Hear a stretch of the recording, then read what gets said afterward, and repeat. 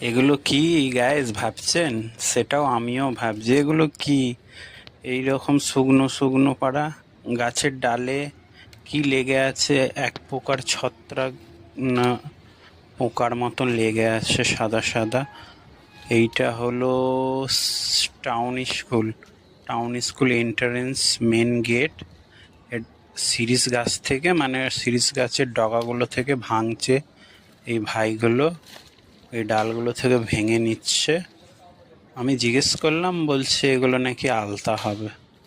আর ভাইটা আর এক্সট্রা কিছু বললো না। দেখো পেছন দিকে, মানে আমার দিকে তাকাচ্ছে না, ঘুরে দাঁড়িয়ে আছে ওদিকে।